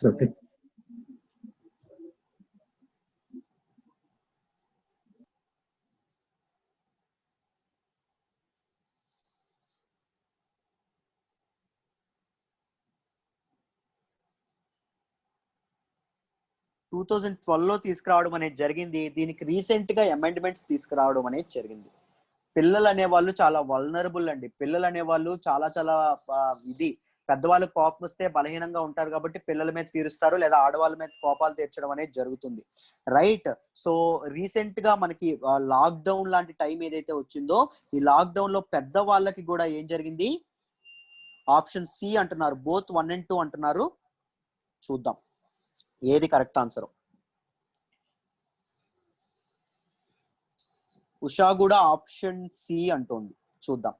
అయితే POSCO యాక్ట్ ఏదైతే ఉందో, పోస్కో యాక్ట్ అంటారు సింపుల్ గా, లేకపోతే POSCO యాక్ట్ అనేది ఇది చేయడం అనేది ఇది ఆప్షన్ ఏ అంటున్నారు ఒకరు. చూద్దాం. అయితే ఇది ఎందుకు ఫార్ములేట్ చేయబడింది అంటే పిల్లలకి సెక్షువల్ అబ్యూస్ కానీ సెక్షువల్ ఎక్స్ప్లాయిటేషన్ కానీ రీసెంట్ గా చాలా అఘాయిత్యాలు జరుగుతున్నాయి. సెక్షువల్ ఎక్స్ప్లాయిటేషన్ నుంచి కానీ వాళ్ళని ఫ్రీ చేయడానికి, వాటి ఎఫెక్ట్ అనేది వాళ్ళ మీద పడకుండా ఉండడానికి ఇవి తీసుకురావడం అనేది జరిగింది. Right. It is expected to decrease the trend of child sexual abuse అండి. చైల్డ్ సెక్షువల్ అబ్యూస్ ని తగ్గించే ఉద్దేశంతో దీన్ని ఎనాక్ట్ చేయడం అనేది జరిగింది. రైట్. పిల్లలకి కూడా సేఫ్టీ ఉండాలి, పిల్లటికి కూడా డిగ్నిఫైడ్ గౌరవంగా బతికే హక్కు పిల్లలకి కూడా ఉంది.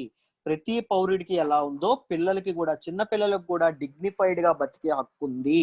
కాబట్టి ఈ యాక్ట్ ద్వారా వాళ్ళకి అది ఎన్ష్యూర్ చేయడం అనేది జరిగింది. రీసెంట్ గా దీనిలో ఎందుకు న్యూస్ లోకి వచ్చింది అంటే రీసెంట్ గా దీనిలో అమెండ్మెంట్స్ చేయడం అనేది జరిగింది. ఫస్ట్ అమెండ్మెంట్ ఏం చేశారు అంటే ఎవరైనా సెక్షువల్ అబ్యూజ్ కి పాల్పడితే చిన్నపిల్లల మీద వాళ్ళకి ముందు 7 years శిక్ష వేసేవాళ్ళు దాన్ని 10 ఏళ్లకు పెంచడం అనేది జరిగింది. 7 to 10 years పెంచడం అనేది జరిగింది. దాంతో పాటు పెనిట్రేటివ్ సెక్షువల్ అసల్ట్ అనేది చేస్తే, అంటే మీకు అర్థమైందని అనుకుంటున్నాను, ఓకేనా? పెనిట్రేటివ్ సెక్షువల్ అసల్ట్ అనేది చేస్తే 20 years నుంచి లైఫ్ ఇంప్రిజన్మెంట్ ఏదైతే ఉంటుందో అంతవరకు శిక్ష వేసేంత ఇది అని చెప్తున్నారు. ఒకవేళ ఈ సెక్షువల్ అబ్యూస్ టైంలో పాప చనిపోతే డెత్ పెనాల్టీ వెయ్యాలి, డెత్ పెనాల్టీ వరకు వెయ్యొచ్చు అని చెప్పి ప్రొవిజన్ తీసుకురావడం అనేది ముందు డెత్ పెనాల్టీ ఉండేది కాదు దీనికి, బట్ ఇప్పుడు డెత్ పెనాల్టీ అనేది మరణ శిక్ష అనేది పెట్టడం అనేది ఇంక్లూడ్ చేయడం అనేది జరిగింది. రైట్. నేచురల్ కెలామిటీస్, ముఖ్యంగా COVID-19 ఇలాంటి లాక్డౌన్స్ టైంలో కానీ ఇలాంటి టైంలో అబ్యూజ్ గురైతే పిల్లల మీద ఇది చేస్తే ముందు 10 years ఉండేది, ఇప్పుడు 20 years చేయడం అనేది జరిగిందండి ఆ తాలూకా ఇది. దాంతోపాటు పోర్నోగ్రఫీకి సంబంధించినటువంటి పిల్లల మీద పోర్నోగ్రాఫిక్ వీడియోస్ తీసినటువంటి వాళ్ళకు కూడా ఇది చేయడం అనేది జరిగింది. పోర్నోగ్రాఫీని స్టోర్ చేసిన వాళ్ళ మీద కూడా శిక్షలు పెంచడం అనేది జరిగింది. చాలా రూల్స్ ని చాలా స్ట్రిక్ట్ చేయడం అనేది జరిగింది. ఈ డెత్ పెనాల్టీ దీనికి ఉండాలా వద్దా అని చెప్పి పాత సుప్రీం కోర్టుల మీద ఇప్పుడు పెద్ద డిబేట్ నడుస్తూ ఉంది. రీసెంట్ గా మనకి ఇండియన్ ఎక్స్ప్రెస్ లో ఒక ఆర్టికల్ వచ్చింది దాని మీద. నేను ఆర్టికల్ లింక్ ని షేర్ చేస్తాను, ఒకసారి చదవండి. కాస్త ఇబ్బందికరంగా అనిపిస్తుంది. ఆదర్ డెత్ పెనాల్టీకి ఎగ్నెస్ట్ గా మాట్లాడతారు, ఓకేనా, డెత్ పెనాల్టీ వేయకూడదు అని చెప్పి మాట్లాడతారు. మీకు అంటే పిల్లలకి చేసిన వాళ్ళకి డెత్ పెనాల్టీ వేయకూడదా అనిపిస్తుంది, బట్ చదవండి, చాలా చాలా బాగుంటుంది, చాలా చక్కగా రాయడం అనేది జరిగింది. సరే చెప్పండి, ఈ ఆర్టికల్ అనేది జెండర్ న్యూట్రల్లా కాదా? ఈ యాక్ట్ అనేది జెండర్ న్యూట్రల్లా కాదా? we make rules but not follows. Exactly నేను ఎప్పుడు అదే చెప్తాను, పేపర్ మీదే ఉంటది, మంది ఇంప్లిమెంటేషన్ అనేది ఉండదు. బట్ ఒక వండర్ఫుల్ యాక్ట్ ద్వారా ఇంకొకటి తీసుకొచ్చారండి. ఏంటంటే కంప్లైంట్ ఇది చేసిన 1 year లోపు పరిష్కారం అనేది అయిపోవాలి, నో స్టేస్. అది కూడా ఒక అద్భుతమైన ప్రొవిజన్ తీసుకురావడం అనేది జరిగింది ఈ యాక్ట్ ద్వారా, రైట్? 1 year కూడా ఎక్కువనే కదా సార్. మన ఇండియన్ జ్యుడిషియల్ సిస్టమ్ కి పర్లేదండి, సంవత్సరాలు పట్టడం కంటే అది పర్లేదు. మొన్నటికి మొన్న 22 ఏళ్ల తీర్పు ఒకటి వచ్చింది, చూసారా మీరు? 22 ఇయర్స్ తర్వాత జడ్జిమెంట్ అనేది ఆయనకి రావడం అనేది జరిగింది. వాళ్ళ వైఫ్ సూసైడ్ చేసుకుంటుంది. సూసైడ్ లో ఎజంప్షన్స్ అనేవి ఉండకూడదు. నేను ఎడిటోరియల్ లో డిస్కస్ చేశాను కూడా. సూసైడ్ కి ఒకరు కారణం అయ్యారు, అబేట్మెంట్ ఆఫ్ సూసైడ్ అనేది ఎజంప్షన్ అవ్వకూడదు, పర్ఫెక్ట్ రికార్డ్ అనేది ఉండాలి, ఆధారాలు ఉంటే తప్ప పోలీసులు అనే వాళ్ళు కేసు నమోదు చేయకూడదు అని చెప్పి ఒకటి 22 ఏళ్ల తర్వాత ఈ జడ్జిమెంట్ చెప్పారు. వడాఫోన్ కేసు కూడా ఎగ్జాక్ట్లీ ఎన్నాళ్ళు పట్టిందో, రైట్? సో 1 year అనేది చాలా చాలా తక్కువ అనుకోవచ్చు, చాలా మంచి ఇదే అనుకోవచ్చు, రైట్? సో 7 to 10 ఏంటి సార్? ఏంటమ్మా, ఎవరైతే సెక్షువల్ అబ్యూజ్ లో ఇదవుతారో, చిన్నపిల్లల మీద అఘాయిత్యానికి ఇదవుతారో, ముందు 7 ఏళ్ళు ఉండేది శిక్ష, ఇప్పుడు 10 years చేశారమ్మా, రైట్? అర్థమైందా? పెనిట్రేటివ్ సెక్షువల్ అసాల్ట్ ఏదైతే ఉందో మీకు అర్థమైందా అనుకుంటున్నాను, దానిలో 20 years నుంచి లైఫ్ ఇంప్రిజన్మెంట్ అనేది చేశారు. థర్డ్, ఒకవేళ ఆ టైంలో చనిపోతే, పిల్లలు చనిపోతే డెత్ పెనాల్టీ కూడా వేయమని చెప్పి చెప్పడం అనేది జరిగింది, రైట్? దీనిలో చైల్డ్ అనే దాన్ని 0 to 18 years పెట్టడం అనేది జరిగింది, not 0 to 16 years. POCSO act లో 0 to 16 years పెట్టడం అనేది కాదు, 0 to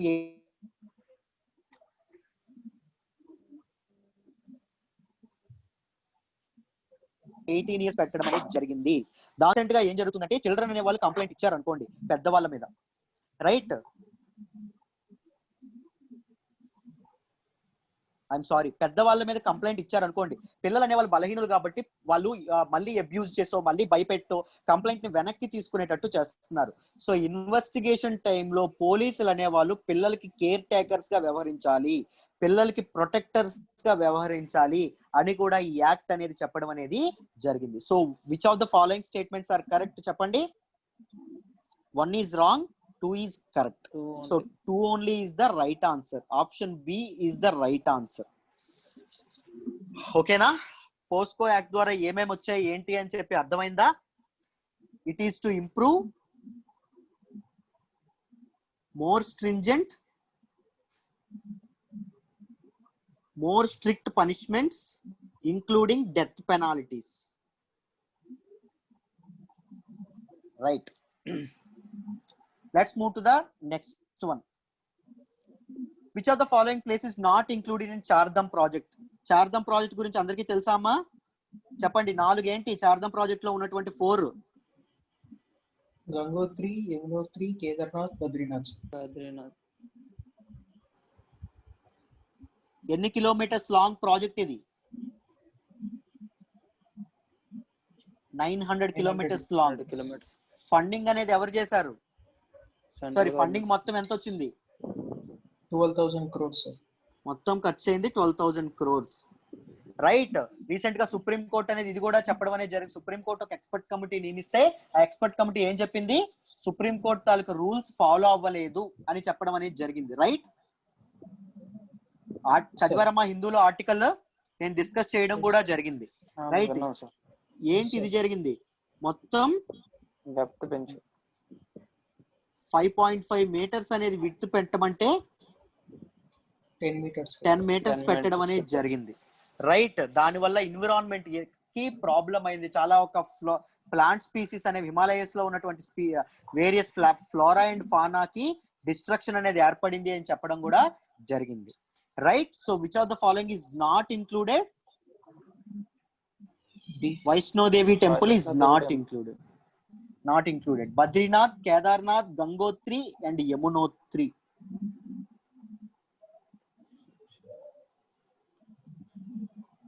This is the right answer. Let's go to the final question. ఇది తెలుసు అందరికి. నగార్నో కరాబక్ region sometimes seen in news which is located in Azerbaijan. Azerbaijan, sir. Azerbaijan. ఎందుకు Armenia కాదు? Sir, and administered by Azerbaijan. ఎవరిచ్చారు ఆ హక్కు Azerbaijan కి? Britain, I think. USSR. అర్మేనియాలో ఉన్నటువంటి ఎథనిక్ గ్రూప్ వాళ్ళు ఏ రిలీజియన్ అండి? అర్మేనియాలో ఉండేవాళ్ళు Christians. Christians. అజర్బైజాన్ లో ఉండేవాళ్ళు Muslims. Islam. అజర్బైజాన్ కి ఇప్పుడు ఒక కంట్రీ సపోర్ట్ చేస్తుంది తెలుసా? ఏ Turkey. కంట్రీయో? Turkey. sir. ఎందుకు టర్కీ సపోర్ట్ చేస్తుంది? Muslim. majority, sir. Islam country. ఇస్లాం Religion. కంట్రీ కాబట్టి సార్. ఇస్లాం కంట్రీ కాబట్టి. రైట్, దాంతో పాటు వాళ్ళ పురాతనమైనటువంటి ఒట్టమన్ ఎంపైర్ ఏదైతే ఉందో దానిని వాళ్ళు రీఎస్టాబ్లిష్ చేద్దామని చెప్పి ప్లాన్ లో ఉన్నారు. రైట్, దాని తాలూకు దాని పూర్వ వైభవం తీసుకురావాలని ఇస్లాం కంట్రీస్ మొత్తాన్ని ఒకే ఏకఛత్రాధిపత్యం కింద ఉంచాలనే ప్లాన్ లో అనేది టర్కీ ఉంది. ఇస్లాం కంట్రీస్ యొక్క నాయకత్వం అనేది, లీడర్షిప్ అనేది టర్కీ చెయ్యాలని చెప్పి అనుకుంటోంది. రైట్, అజర్బైజాన్ అండ్ టర్కీ అనేది కాశ్మీర్ ఇష్యూలో ఎవరికి సపోర్ట్ చేశా? ఇండియాకా పాకిస్తాన్ కా? Pakistan. పాకిస్తాన్ కి సపోర్ట్ చేయడం అనేది జరిగింది. ఇవి గుర్తుపెట్టుకోవాలి. అర్మేనియాకి అజర్బైజాన్ కి కాన్ఫ్లిక్ట్ అనేది ఎందుకు నడుస్తోంది ప్రెజెంట్?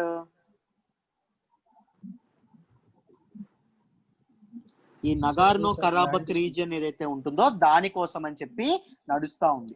రైట్, ఇందులో ఎక్కువ నగార్నో కరాబక్ రీజియన్ లో ఎక్కువ పీపుల్ ఎవరున్నారు అంటే అర్మేనియన్ పీపుల్ ఉన్నారు. ఆల్మోస్ట్ 95% పీపుల్ వీళ్ళు ఉన్నారు. బట్ ఇది అడ్మినిస్ట్రేషన్ ఎవరు అండర్ లో ఉంది అంటే ఇంటర్నేషనల్ గా రికగ్నైజ్డ్ అజర్బైజాన్ లో. ఇంటర్నేషనల్ రికగ్నైజేషన్ ఎవరు ఇచ్చారు అంటే ఒకప్పటి సోవియట్ యూనియన్ ఇవ్వడం అనేది జరిగింది. 1920లో 1920లో సోవియట్ యూనియన్ అనేది అజర్బైజాన్ కి నగార్నో కరాబక్ రీజియన్ అప్పగించడం అనేది జరిగింది. నగార్నో కరాబక్ అటానమస్ రీజియన్ గా ఉంటూనే ఇంటర్నేషనల్ బార్డర్స్ అండర్ లో, ఇంటర్నేషనల్లీ అజర్బైజాన్ అండర్ లో ఉంటుంది అని చెప్పి సోవియట్ యూనియన్ చెప్పడం అనేది జరిగింది. సోవియట్ యూనియన్ రికగ్నేషన్ ఇవ్వడం అనేది జరిగింది. మధ్యలో 1990లో ఇద్దరి మధ్య వార్ వచ్చినప్పుడు ఒకరు మీడియేట్ చేస్తారు. వాళ్ళు ఎవరో చెప్పండి? Japan. జపానా? Japan. రష్యా మీడియేట్ చేయడం అనేది జరుగుతుంది. అందుకే ఇప్పుడు కూడా రష్యా మేము మీడియేట్ చేయడానికి రెడీగా ఉన్నాము, ఆగిపోండి అని చెప్పడం అనేది జరిగింది. రైట్, మధ్యలో ఒక రిఫరెండం అనేది పెట్టారండి నగార్నో కరాబక్ రీజియన్ లో. ఆ రిఫరెండం లో నగార్నో కరాబక్ రీజియన్ వాళ్ళు ఏమనుకున్నారు చెప్పండి? అర్మేనియాకి వెళ్దాం అనుకున్నారా, అజర్బైజాన్ కి వెళ్దాం అనుకున్నారా? Armenia, sir. లేదు, చెప్పాలి. Azerbaijan. కాదు, మేము మరి రెండింటికి independent- వెళ్ళము, independent గా ఇండిపెండెంట్ గా ఉండిపోతాము అని చెప్పడం అనేది జరిగింది. నగార్నో కరాబక్ యొక్క లెజిస్లేచర్ ఏదైతే ఉందో, లెజిస్లేచర్ బాడీ ఏదైతే ఉందో వాళ్ళు ఏం చెప్పారంటే మేము అర్మేనియాతో కలుస్తామన్నారు. ఎందుకంటే అందులో ఎక్కువ మెంబర్స్ అర్మేనియా వాళ్ళు కాబట్టి అర్మేనియాతో కలుస్తామన్నారు. రైట్, దానికి ఒప్పుకోకపోతే ఏమైంది? రిఫరెండం పెడదామని చెప్పి రిఫరెండం పెడితే రిఫరెండం లో జనాలందరూ దేనికి ఓటేశారు? మేము అర్మేనియాకి వెళ్ళము, అజర్బైజాన్ కి వెళ్ళము అని ఓటేశారు. దాంతో కోపం ఎవరికి వచ్చింది? అజర్బైజాన్ కి వచ్చింది. ఎందుకు? లీగల్లీ దేనికి చెందింది ఆ నగార్నో కరాబక్? Islam. అజర్బైజాన్ కి చెందినటువంటిది. అజర్బైజాన్ కి చెందినటువంటిది కాబట్టి అజర్బైజాన్ మాకు చెందదంటే ఎలాగో అని చెప్పి కోపం వచ్చింది. దాన్ని డిక్లేర్ చేయలేదు, అఫీషియల్ గా దాన్ని ఒప్పుకోలేదు Azerbaijan. This is all about this thing. Present Armenia under లో ఉంది కదా సార్ అది? నో, ఇంటర్నేషనల్ రికగ్నిషన్ అనేది అజర్బైజాన్ కింద ఉంది, but it is ruled by Armenian forces అండి. అర్మేనియన్ సెటిలర్స్ ఎవరైతే ఉంటారో వాళ్ళు ఇది చేస్తున్నారు. అర్మేనియన్ మిలిటరీ ఫోర్సెస్ ఎవరైతే ఉంటారో వాళ్ళు కంట్రోల్ చేస్తున్నారు ప్రెజెంట్. అదే అజర్బైజాన్ నచ్చట్లా. ఇప్పుడు మనది కాశ్మీర్ అనుకోండి, పాకిస్తాన్ సోల్జర్స్ మనల్ని కంట్రోల్ చేస్తున్నారు అనుకోండి, మనకు నచ్చుద్దా? నచ్చదు కదా. సేమ్ అదే ఇష్యూ అక్కడ కూడా నడుస్తోంది. రెండు దేశాల మధ్య ఇది. సోల్జర్స్ అనే వాళ్ళు ఇబ్బంది పడుతున్నారు, సోల్జర్స్ అనే వాళ్ళు చనిపోతున్నారు, సివిలియన్స్ అనే వాళ్ళు చనిపోతున్నారు. రైట్? పొలిటికల్ ఇంట్రెస్ట్లు అనేవి ప్రజల ప్రాణాల మీదకి వస్తున్నాయి. సో ఏవైతే న్యూస్ లోకి వచ్చిన రీజియన్స్ ని పర్ఫెక్ట్ గా చదువుకోవాలండి. నగార్నో కరాబక్ రీజియన్ ఈజ్ ఇన్ అజర్బైజాన్. ఓకేనా? ఇది గుర్తుపెట్టుకోవాలి. నాకు కొద్దిగా హెల్త్ ముందే చెప్పాను కదా, హెల్త్ బాగాలేదని, అందుకే తక్కువ క్వశ్చన్స్ డిస్కస్ చేసాం. నెక్స్ట్ క్లాస్ లో 20 to 25 క్వశ్చన్స్ డిస్కస్ చేస్తాను. కాస్త ఫాస్ట్ గా డిస్కస్ చేస్తాను ఈసారి. ఓకేనా? కంగారు పడమాకండి. లైవ్ సెషన్స్ అటెండ్ అవ్వండి. మీకు హిందూలో కవర్ అవ్వను కూడా ఇక్కడ కవర్ అవుతాయి. నేను డీటెయిల్డ్ గా నోట్స్ కూడా ఇచ్చి చెప్పడానికి ప్రయత్నిస్తాను. ఓకేనమ్మా? Okay sir. ఈరోజు సెషన్ క్లియరా అందరికి? Yes sir. Clear sir. Thank you sir. You're welcome అమ్మా. డన్ సార్ రోజు ఉంటాయా సార్? అంటే లేదు, ప్రతి ఆల్టర్నేట్ ఉంటాయి. ప్రతి ఆల్టర్నేట్ ట్యూస్డే ఉంటుంది, థర్స్డే ఉంటుంది, సాటర్డే ఉంటుంది session. Sunday mains answer writing మీద 2 to 3 క్వశ్చన్స్ డిస్కస్ చేస్తాం. కరెంట్ అఫైర్స్ కి సంబంధించినటువంటి 2 to 3 questions, mains answering structure ఎలా చేయాలి, అనాలిసిస్ ఎలా చేయాలి, వీటి మీద ఒక 2 to 3 క్వశ్చన్స్ ఉంటాయి. ఓకేనా? ఇన్ఫినిటీ వాళ్ళందరికీ, మీ అందరికీ ఫ్రీ. ఓకేనా? కరెంట్ అఫైర్స్ కోర్స్ తీసుకునే వాళ్ళు ఎవరైతే ఉంటారో వాళ్ళకి కూడా ఇది వర్తిస్తుంది. డీటెయిల్డ్ గా చెప్పడం అనేది జరుగుతుంది. డౌట్స్ అనేవి, హిందూ అనాలిసిస్ లో ఉన్న డౌట్స్ కూడా ఈ లైవ్ సెషన్స్ లో మీరు అడగొచ్చు. ఓకేనా? బాగుంది సార్ క్లాస్. థ్యాంక్ యూ అమ్మా. Thank you Surekha. Right, thank you Yashoda గారు. Right, let's end this session now then. Bye అమ్మా. Good night.